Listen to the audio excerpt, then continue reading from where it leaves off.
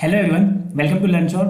आज डिस्कस करेंगे हम पॉलिटी का थर्ड लेक्चर होगा मेरा ये। इसके अलावा एक लेक्चर मैं और दे चुका हूँ जो कि लेक्चर था आर्टिकल्स के ऊपर। जितने भी आर्टिकल अनुच्छेद इंपॉर्टेंट है सारे कवर कर लिए थे। तो आपको 4 पॉलिटी के लेक्चर मिल चुके हैं। मैं कोशिश करूँगा जितने भी मैं लेक्चर करूँ आपको कंसेप्चुअली कॉन्फिडेंट फील कराऊँ सो दैट आप एग्जाम में कैसे भी क्वेश्चन आ जाए आप कर पाए।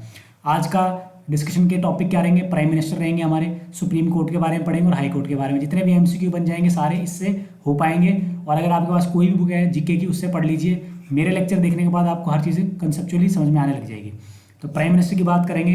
कौन अपॉइंट करते हैं इनको? प्रेसिडेंट अपॉइंट करते हैं। ठीक है, लिस्ट ऑफ पीएम आपको फोटो देखकर पता लग गया। ये अभी राम मंदिर का जब उद्घाटन हुआ उसका फोटो डाली है मैंने। तो हमारे करंट जो पीएम है उनका नाम क्या है? नरेंद्र दामोदर दास मोदी जी। ठीक है, कौन सी लोकसभा चल रही? 17वीं लोकसभा। 2014 के अंदर ये पहली बार पीएम बने थे, जो कि कौन सी लोकसभा थी? 16वीं लोकसभा। 17वीं लोकसभा चल रही है। ठीक है, तो अब इनका दूसरा टर्म चल रहा है, टेन्योर चल रहा है। प्राइम मिनिस्टर के रिगार्डिंग जितने भी क्वेश्चन है सारे कर लेते हैं। पहला क्वेश्चन ये आता है कि who was the first PM of India. Basic question है, बच्चे बच्चे को पता है, ये नहीं आएगा एग्जाम में। तो आंसर है जवाहरलाल नेहरू। अच्छा, लॉन्गेस्ट टेन्योर किसका रहा? सबसे लंबा कार्यकाल पीएम के तौर पर, तो वो रहा जवाहरलाल नेहरू का, लगभग 14 साल। ठीक है, नेक्स्ट पीएम बने गुलजारी लाल नंदा जी, फिर बने लाल बहादुर शास्त्री जी। ठीक है, इसके बाद बात की जाए 1964 से 1966, उसके बाद गुलजारी लाल नंदा, फिर एक्टिंग कुछ रहे। फिर बात की जाए इंदिरा गांधी की तो 1966 से 1977, 10 साल ये रही।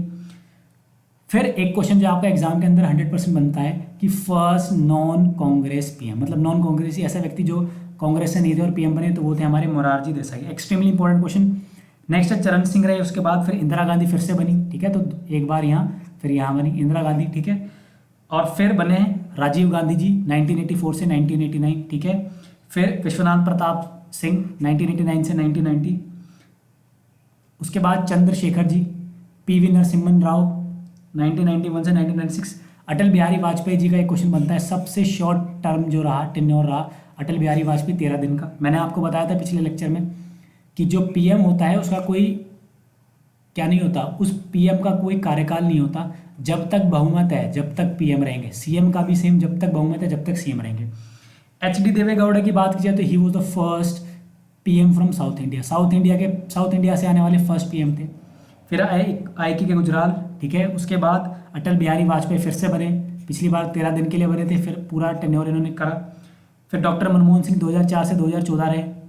ठीक है, और 2014 से प्रेजेंट 2020 चल रहा है। कौन है? नरेंद्र मोदी जी। ठीक है, 17वीं लोकसभा चल रही है हमारी। तो ये कुछ क्वेश्चन बन सकते हैं हमारे पीएम से। अब कुछ इंपॉर्टेंट टॉपिक्स से रिलेट करते हैं पीएम की बात। तो सबसे पहले ऐसे 4 हमारे पीएम बने हैं जो राज्यसभा के सदस्य थे उससे पहले। ठीक है, जैसे इंदिरा गांधी जब बनी तो राज्यसभा की सदस्य थी, एच.डी. देवेगौड़ा, आई के गुजराल, मनमोहन सिंह। चारों नाम आपको एक्सट्रीमली इंपॉर्टेंट याद करने हैं। ये चारों वो पीएम है जो राज्यसभा से थे, पीएम बने जब। ठीक है, फिर क्वेश्चन आता है टेन्योर का कार्यकाल। आपको बताया मैंने, कोई टेन्योर नहीं होता जब तक क्या है, मेजोरिटी है। जब तक मेजोरिटी है तब तक वो पीएम रहेंगे। रेजिग्नेशन किसको देते हैं? प्रेसिडेंट को। सिंपल है। अब देखिए, पीएम बहुत सारी हाईली इंपॉर्टेंट कमीशन काउंसिल के हेड होते हैं। प्लानिंग कमीशन के, ठीक है, प्लानिंग कमीशन आज का क्या है? नीति आयोग। क्या है? National development council, national integration council, national population council, interstate council, national water resource council और नेशनल डिजास्टर मैनेजमेंट। ठीक है, इन सब के चेयरमैन कौन है हमारे? डायरेक्टली कौन होते हैं? सीधा पीएम होते हैं। ध्यान रखना इसको। अब देखो, 91st amendment 2030 shows that only 50% of the total strength of Lok Sabha can be in council of ministers. देखिए, काउंसिल ऑफ मिनिस्टर्स क्या होते हैं लिख लीजिए, पता होना चाहिए आपको। काउंसिल ऑफ मिनिस्टर्स होते हैं जो पीएम की मदद करते हैं सरकार चलाने में। ठीक है, जितने भी मिनिस्टर्स होते हैं सारी मदद ही तो करते हैं। तो कितना बोला गया? 15% होने चाहिए। बात करते हैं आगे पॉलिटी की। लेक्चर चल रहा है पीएम के रिगार्डिंग। अब देखो, in the history of India there were 6 deputy PM. आज के टाइम पे आपने ये टर्म नहीं सुनी होगी डेप्यूटी पीएम। कुछ 6 ऐसे, जिसे आपने सुना होगा चीफ मिनिस्टर, फिर सुना होगा डेप्यूटी चीफ मिनिस्टर। दिल्ली की बात कर ले तो मनीष सिसोदिया जी क्या है? Deputy CM. और सीएम कौन है? अरविंद केजरीवाल। इसी तरीके से पहले पीएम होता था और पीएम के साथ डेप्यूटी सीएम, डेप्यूटी पीएम भी होते थे। तो पीएम और डेप्यूटी पीएम थे, ये 6 बार बने ऐसे। ठीक है, तो सबसे पहले बने थे सरदार वल्लभ भाई पटेल। तो क्वेश्चन ये आता who was the first deputy PM in India? तो ये थे सरदार वल्लभ भाई पटेल। मोरारजी देसाई भी बने, चौधरी चरण सिंह भी बने, बाबू जगजीवन राम बने, देवीलाल भी बने और लाल कृष्ण आडवाणी। तो लास्ट जो हमारे डेप्यूटी पीएम थे वो कौन थे? Last deputy PM was Lal Krishna Advani ji, इसको याद कर लेना आप लोग, ठीक है। बात की देवीलाल जी की, तो देवीलाल ये दो अलग अलग पीएम के अंडर डेप्यूटी पीएम बने, ठीक है। दो अलग अलग पीएम थे, उनके अंदर पीएम डेप्यूटी पीएम बनने का मिला इनको, वो थे देवीलाल जी, ठीक है, ध्यान रखना इसको। डेप्यूटी पीएम का कोई जिक्र नहीं है कॉन्स्टिट्यूशन में अगर बात की जाए, ठीक है, फिर भी ये बनाए गए। बात करते हैं संविधान में पीएम के अलावा किसी और मंत्री की बात नहीं की गई, इसको ध्यान रखना आप लोग, ठीक है। In the constitution there is only mention of PM, there is no mention of any other ministers, cabinet word, और कैबिनेट वर्ड जो ऐड किया गया, cabinet word was not in the constitution, पहले नहीं था, लेकिन इसको ऐड किया गया 44th अमेंडमेंट 1978 के थ्रू, ठीक है। तो क्वेश्चन ये आ जाएगा कि कैबिनेट वर्ड कब ऐड किया गया, तो 44th अमेंडमेंट के थ्रू। गाइस ठीक है, सिंपल सा कंसेप्ट है, मैंने आपको बता दिया है। पीएम होता है, लोकसभा के जो चुनाव होते हैं उनसे बनता है पीएम, ठीक है, और इसमें हम लोग पार्टिसिपेट करते हैं, मतलब पीएम को हम लोग बनाते हैं, ध्यान रखना इसको, ठीक है। स्टार्ट करते हैं नेक्स्ट जो टॉपिक है एक्सट्रीमली इंपॉर्टेंट, जो कि है हमारा सुप्रीम कोर्ट। सबसे ऊपरी सदन होता है कोर्ट का, यहाँ पर अगर कोई निर्णय ले लिया जाता है उसके बाद आपके पास कोई अधिकार नहीं रहता सिवाय प्रेसिडेंट से रिक्वेस्ट करने का, ठीक है। इसके बाद आप सिर्फ प्रेसिडेंट के पास जा सकते हो, ठीक है, और वो भी माफ़ी वगैरह के लिए। बाकी जो सुप्रीम कोर्ट का आदेश होता है वो अंतिम आदेश होता है, ठीक है, भारत के अंदर। बात करते हैं सुप्रीम कोर्ट की। सुप्रीम कोर्ट का है नई दिल्ली के अंदर, आपको पता होगा। सुप्रीम कोर्ट की स्टैब्लिशमेंट हुई थी 28 जनवरी 1950 को, तो ध्यान रखना आज़ादी के बाद। तो आज की बात की जाए स्ट्रेंथ कितनी है, एक तो हमारे चीफ जस्टिस ऑफ इंडिया है, नाम जरूर आपको पता होना चाहिए, और अदर जजेस है। तो टोटल जो स्ट्रेंथ है वो 31 है। 31 कैसे है, 30 तो अदर जजेस और 1 क्या है, चीफ जस्टिस ऑफ इंडिया। तो 31 जजेस है पूरे इंडिया के अंदर सुप्रीम कोर्ट के। तो देयर आर करंटली 31 जजेस including the chief justice of India and maximum possible strength 34। तो ध्यान में 34 हो सकते हैं, और हैं कितने अभी 31, ठीक है। सबसे पहला क्वेश्चन आएगा, who was the first Indian chief justice of India. Bharat के पहले चीफ जस्टिस कौन थे, एच.जे. कानिया। ध्यान रखना इसको, extremely important. First Indian chief justice of India थे हमारे एच.जे. कानिया। इसके अलावा बात की जाए करंट में कौन है हमारे चीफ जस्टिस, नाम है इनका शरद अरविंद बोबडे, बिल्कुल एक्सट्रीमली इंपॉर्टेंट। इससे पहले थे रंजन गोगोई। रंजन गोगोई को याद रखा जाएगा, जो राम टेम्पल, अभी आपने सुना, कल ही देखा होगा, कल परसों, तो जो राम मंदिर था, राम मंदिर का जो डिस्प्यूट, जो केस था, वो रंजन गोगोई की अध्यक्षता में उसका फैसला दिया गया। दीपक मिश्रा 45 थे, और रंजन जगदीश खैर ये थे हमारे 44। तो ये चारों याद होने, 44, 45, 46, 47, चारों आपको टिप्स पे याद होने ही चाहिए, ठीक है। अब बात करते हैं कि कौन सुप्रीम कोर्ट का चीफ जस्टिस ऑफ इंडिया बन सकता है, ठीक है। देख लीजिए, पहली बात, सिटीजन ऑफ इंडिया, तो अंडरस्टूड सी बात है। शुड हैव जज of A high court. High court के जज होने चाहिए कितने साल तक, 5 साल तक, ठीक है। और है ये, should have advocate at high court for 10 साल, या फिर आप क्या कर रहे हो, 10 साल तक हाई कोर्ट के एडवोकेट रहे हो, तो या तो जज रहे हो 5 साल तक, या फिर हाई कोर्ट में, या फिर एडवोकेट रहे हो 10 साल हाई कोर्ट के अंदर, ठीक है। एक और चीज़, शुड हैव लिखा हुआ है इसके अंदर, should have been a distinguished, या फिर देखिए और है यहाँ के बीच में, मैंने और लिखना भूल गया, और है सबके बीच में, मतलब या तो ये हो या फिर ये हो, तब आप बन सकते हो। अगर मान लो ये दोनों ही नहीं है, तो आपके पास एक और ऑप्शन है, should have been a distinguished. Distinguished मतलब बहुत अच्छी नज़र में हो आप किसकी, प्रेसिडेंट की। अगर प्रेसिडेंट के ओपिनियन में बहुत अच्छे हैं तो भी आपको क्या बनाया जा सकता है, चीफ जस्टिस ऑफ इंडिया बनाया जा सकता है, अगर आप जज की नज़रों में बहुत ज़्यादा अच्छे इंसान हैं, ठीक है, बहुत अच्छा आपने काम किया तो किसी उसमें। तो ये 3 कंडीशन जो आप फुलफिल करके कोई भी आप बन सकते हो चीफ जस्टिस ऑफ इंडिया, ठीक है। टेन्योर की बात की जाए तो 65 साल तक आप क्या है, 65 साल उम्र तक आप रह सकते हैं प्रेसिडेंट। मिनिमम कोई लिमिट नहीं हो सकता, मिनिमम कोई लिमिट है नहीं इसकी, बिकेम, ठीक है। इम्पीचमेंट की बात करते हैं, मैंने इम्पीचमेंट के बारे में आपको बताया था प्रेसिडेंट में, कि कोई भी बड़ा पद जो होता है उसको हटाने की प्रक्रिया ऐसी नहीं कि एक आदेश दे दिया किसी ने हटा दिया, नहीं, उसके लिए एक डेकोरम होता है, एक प्रक्रिया होती है जिसको हम बोलते हैं इम्पीचमेंट, महाभियोग बोलते हैं इसको, महाभियोग। तो महाभियोग लगाया जाएगा तभी तो हट सकते हैं वो, और महाभियोग लगाने की एक प्रक्रिया याद कीजिए, मैंने आपको प्रेसिडेंट का बताया था, तो मैंने आपको बताया था 2/3 बहुमत से स्टार्ट होगा, 2/3 होना चाहिए, 14 दिन पहले नोटिफिकेशन देना पड़ेगा, फिर उसके बाद लोकसभा में 2/3, राज्यसभा में 2/3 से पास कराकर आप उसको जब पास हो जाएगा तब वो इम्पीचमेंट होगा, और तब वहाँ से वो हटेंगे, ठीक है। ऐसे ही इम्पीचमेंट प्रोसेस स्टार्ट होती है हमारी किसके लिए, चीफ जस्टिस ऑफ इंडिया के लिए। तो it can be started at anywhere, या तो आप राज्यसभा में स्टार्ट कर दो, लोकसभा में स्टार्ट कर दो, कोई दिक्कत नहीं। दूसरा है टू स्टार्ट इन लोकसभा, ये क्वेश्चन इंपॉर्टेंट है, अगर आपको लोकसभा में स्टार्ट करना है तो 100 लोगों की अप्रूवल चाहिए, हस्ताक्षर चाहिए, और अगर आपको क्या कहते हैं राज्यसभा में स्टार्ट करना है तो आपको 50 लोगों के हस्ताक्षर चाहिए, तो ये इनका अप्रूवल होना जरूरी है, तभी आप उस पर स्टार्ट कर पाएंगे। जैसे आपको पता है 245 सीटें किसकी है, राज्यसभा की, राज्यसभा में स्टार्ट कर रहे हैं तो आपके पास 50 लोगों की बहुमत होना चाहिए, ये 50 लोग होंगे तभी होगा, ठीक है।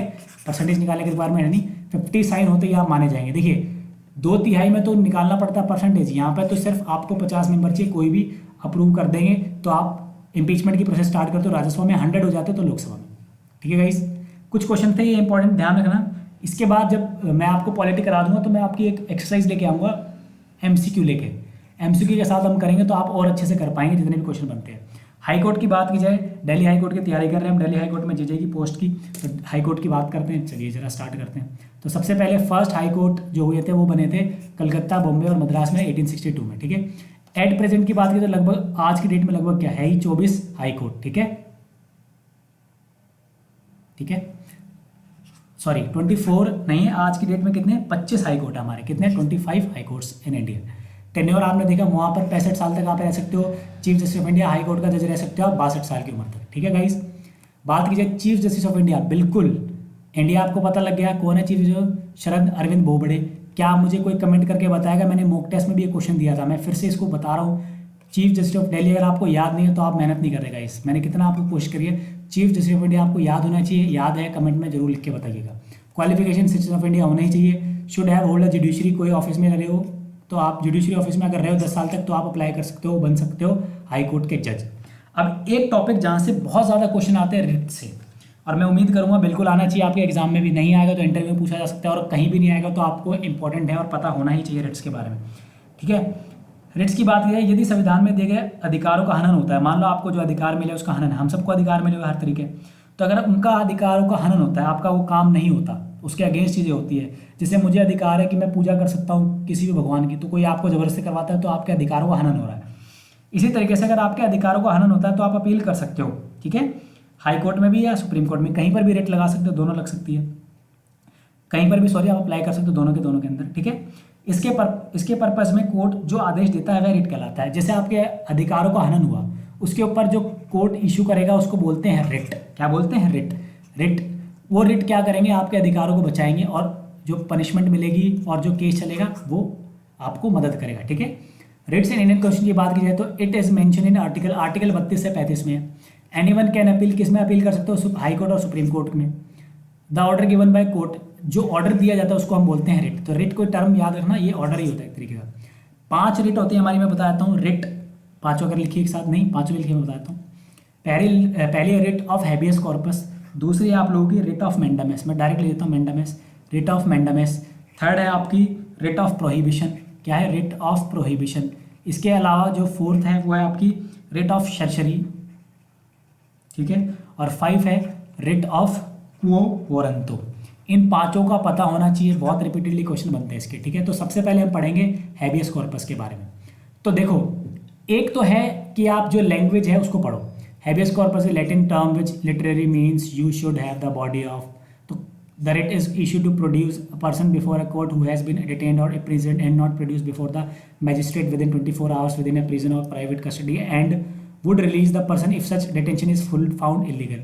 The purpose of the writ is not to punish the wrongdoer but merely to release the person unlawfully detained. देखो, अब ये है, एक तो मैं आम भाषा में समझाऊंगा, आपको समझ में आएगा, और बाकी इस लैंग्वेज को भी समझ लेते हैं कि writ is issue to produce, writ issue की जाती है प्रोड्यूस करने के लिए उस पर्सन को जिसको डिटेन किया गया, जिसको बांधा गया है, जिसको रोका गया है, जिसको जेल में डाल दिया गया है मजिस्ट्रेट के सामने 24 घंटे के अंदर। ठीक है, और ये देखा जाता है कि क्या जो उसको कस्टडी ली गई क्या वो इलीगली तो नहीं है।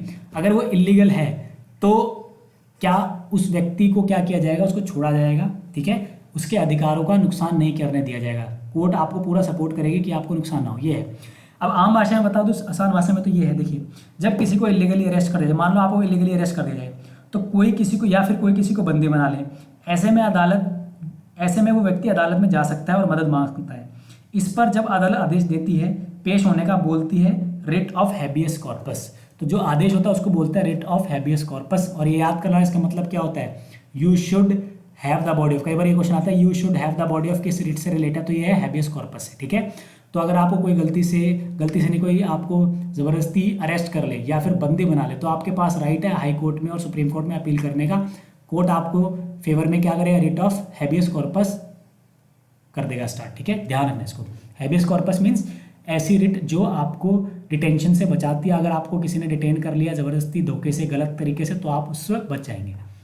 ठीक है, और देख लो when someone is illegally arrested और किडनैप, सीधी सी बात है, कोई किडनैप कर ले, अरेस्ट कर ले तो आपके पास अधिकार है क्या लॉन्च करवाने का, writ of habeas corpus. Next है रिट ऑफ मैंडामस। इसका मतलब होता है to command. Extremely important question ये आएगा कि वी कमांड या टू कमांड किस रिट से रिलेटेड हो या किस रिलेट का मीनिंग है, तो वो है मैंडामस का। तो मैंडामस का मतलब होता है वी कमांड, हम आदेश देते हैं। क्या मतलब इसका, it is a judicial remedy to form of order to act legally to abstain फ्रॉम द perpetrating an unlawful act where A has a legal right which casts certain legal obligation on B. A can seek a writ of mandamus directing B to perform its legal duty. This writ of command is issued by the Supreme Court और High Court, दोनों में से कोई issue कर सकता है, आपको पता है, दोनों में से किसी में भी आप डाल सकते हो appeal. When any government court, corporation, tribunal और public authority has to perform a public or statutory duty but fails to do so, जब फेल हो जाती है, देखो आसान भाषा में जानो, जब कोई गवर्नमेंट बॉडी अपना काम ढंग से नहीं करता तो उसके खिलाफ आप ये जारी कर सकते हो, ठीक है। अगर कोई बॉडी आपके खिलाफ, जैसे मान लो हाई कोर्ट ने सही से आदेश नहीं दिया या कोई भी गलत आपके अगेंस्ट काम होता है, तो आप क्या यूज़ कर सकते हो, मैंडामस।